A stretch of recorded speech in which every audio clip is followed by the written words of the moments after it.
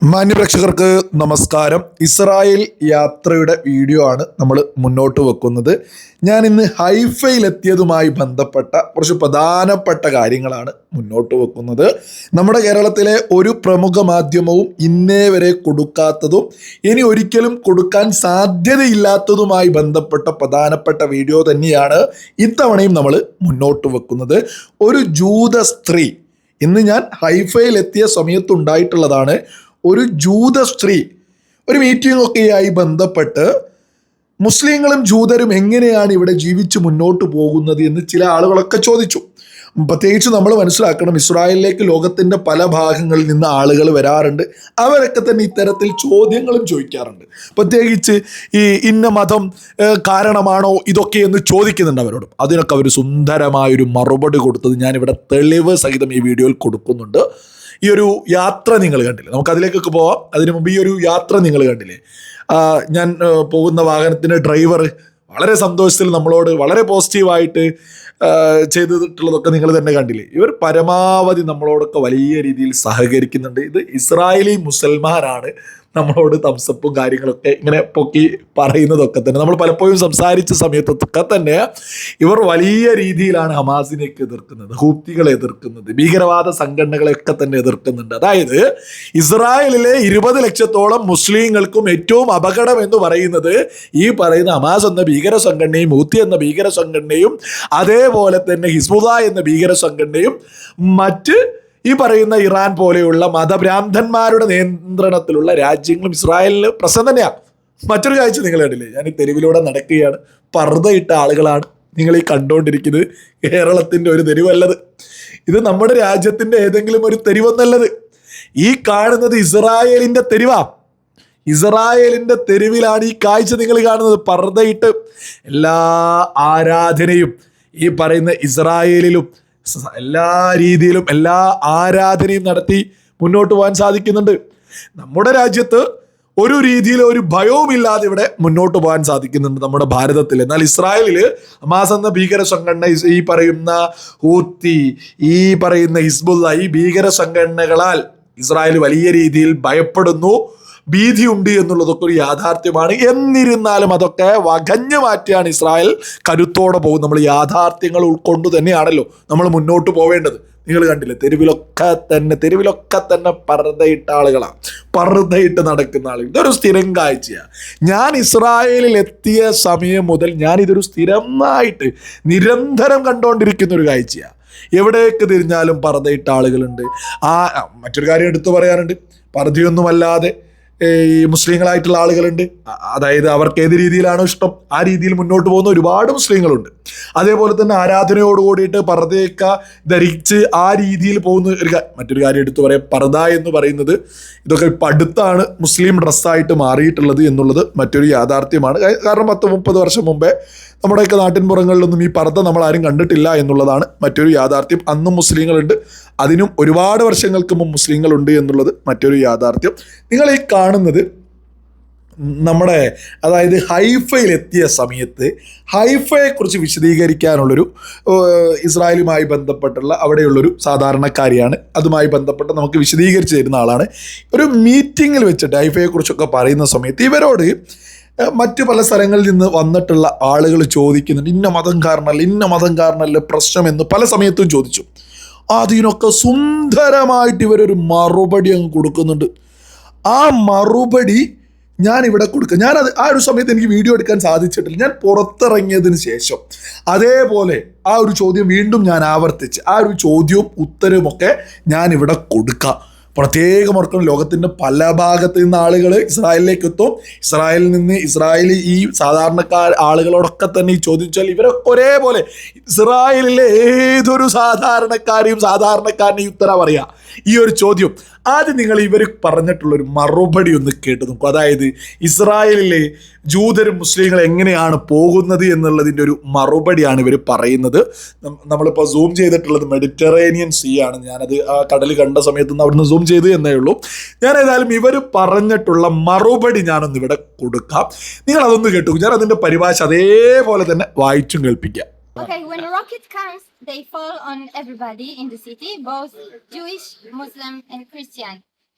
Do we fight? Of course we fight sometimes, but we try not to kill each other. We are good neighbors. We try to keep it that way.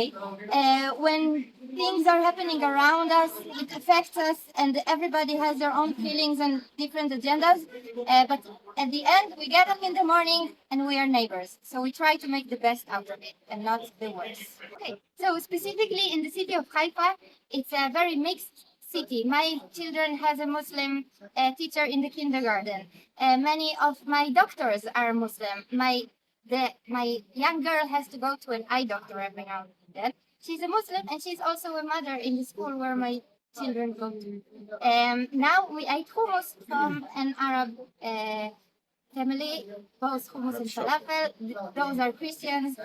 He has a Swiss mom and a Christian dad. Everyone that you will ask him here has his own story. Is it perfect? No, but this is our life. Yeah. ഇവരോട് ഞാൻ ഇത്തരത്തിലാണ് ചോദിച്ചിട്ടുള്ളത്. അറബികളും മുസ്ലിങ്ങളും ഇവിടെ ഒരുമിച്ച് താമസിക്കുന്നത് എങ്ങനെയാണ്? ഇവിടെ നിങ്ങൾ പരസ്പരം പോരടിക്കുകയും റോക്കറ്റുകൾ അയക്കുകയും ചെയ്യാറുണ്ടോ?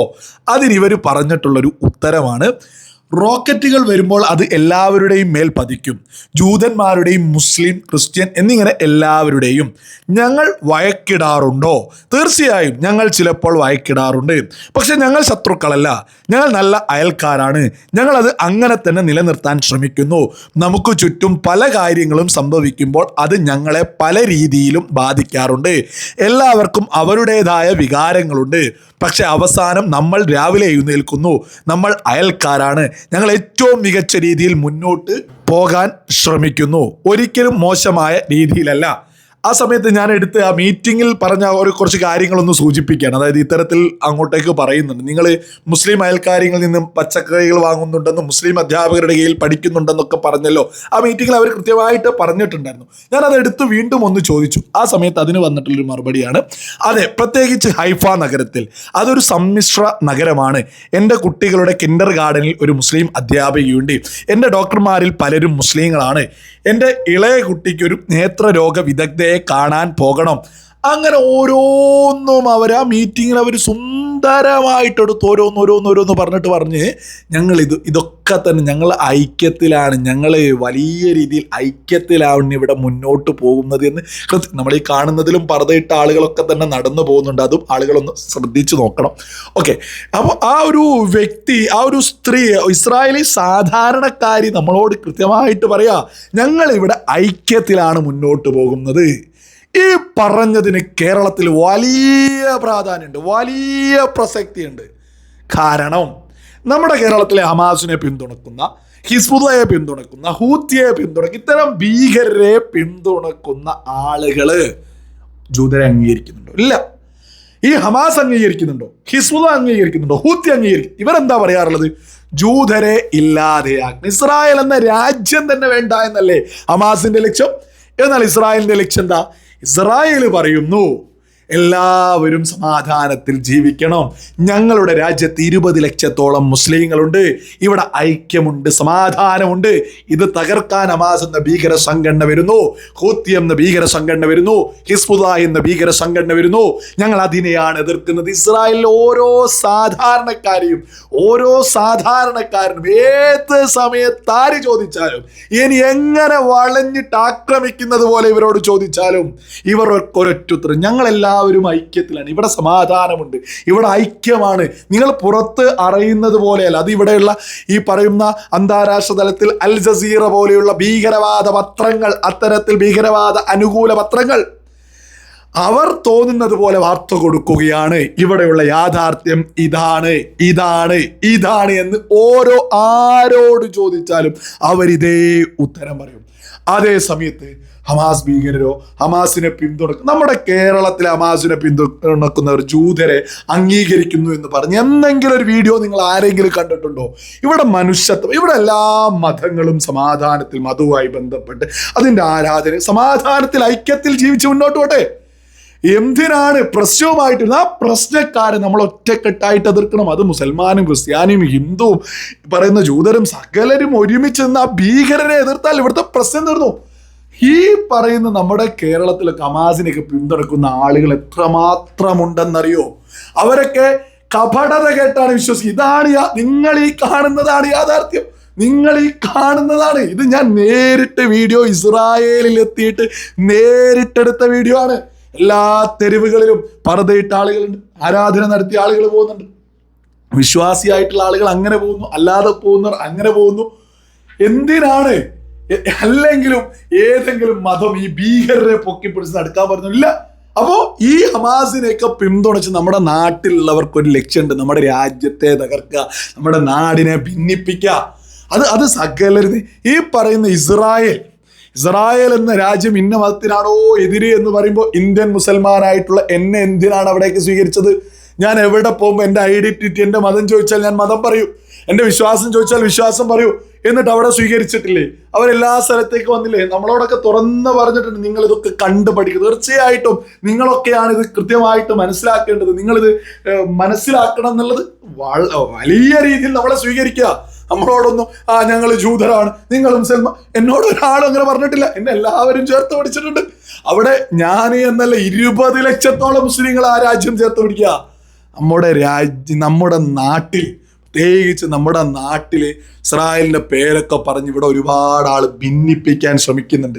അതിലൂടെ ഹമാസ് എന്ന ഭീകര സംഘടനയെ, ഈ പറയുന്ന ഹിസ്ബുള്ളയെ, ഈ പറയുന്ന ഹൂത്തി, ഇതിനെയൊക്കെ വെളുപ്പിക്കാൻ, ഇതിനൊക്കെ എന്തോ പോരാളികളെ എന്നൊക്കെ പറയുന്നുണ്ട്. ബോധമുള്ള ഒരു മുസൽമാനും ഒരു ഹിന്ദുവും ഒരു ക്രിസ്ത്യാനിയും ഒരു ജൂതനും ഒരു മനുഷ്യനും, മനുഷ്യത്വമുള്ള ഒരു മനുഷ്യനും പോരാളികൾ എന്നൊന്നും ഈ പരട്ട പെരിച്ചായികളെ പറയരുത് എന്നുള്ളത് സകലരും തിരിച്ചറിയുക.